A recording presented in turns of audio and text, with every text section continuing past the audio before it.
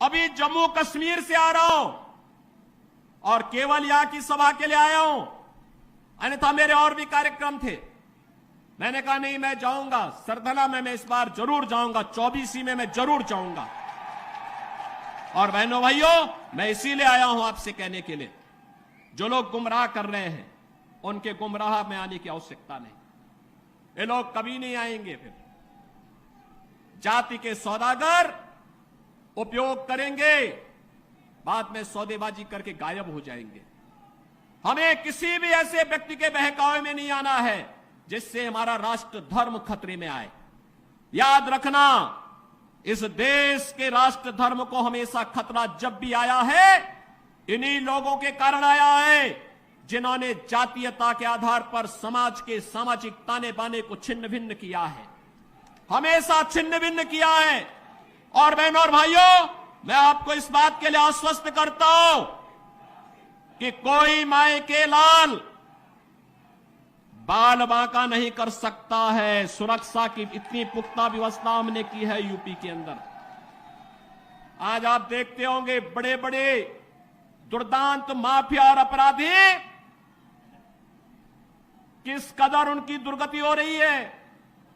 आप देख रहे होंगे, जिनके नाम से ही लोग कर्फ्यू जैसा माहौल होता था, आज उनकी दुर्गति क्या है, हर व्यक्ति देख रहा है। इन माफिया और अपराधियों की स्थिति क्या है, आप रोज सोशल मीडिया के प्लेटफॉर्म को उठा करके देखते होंगे। एक दुर्दांत माफिया ऐसा भी था, बहनों और भाइयों, जब वह समाजवादी पार्टी की सरकार के समय चलता था तो मुख्यमंत्री हो या मुख्य न्यायाधीश, इन सब के काफिले रुक जाते थे और माफिया का काफिला निकलता था। और जब हमने कार्रवाई की उस माफिया के खिलाफ और उसको रगड़ करके कोर्ट के सामने प्रस्तुत किया तो उसकी पैंट गीली हो गई थी, उसकी पैंट गीली हो गई थी। और तब हमने कहा था, उस समय उसको हमने कहा था, कानून को रौंदने वाले, आज कानून कितना बड़ा होता है यह एहसास हो रहा है कि नहीं हो रहा है। और निर्दोष लोगों को मारोगे तो मिट्टी भी नहीं मिल पाएगी। और बहनों और भाइयों, इसीलिए मैं आया हूं आपसे कहने के लिए, देखो, जिनकी गर्मी हम शांत कर चुके हैं उनको गर्म मत होने दीजिए। अब इस क्षेत्र को विकास की मुख्य धारा के साथ जुड़ने दो। उनकी सबकी गर्मी शांत हो गई है, वे गए काम से।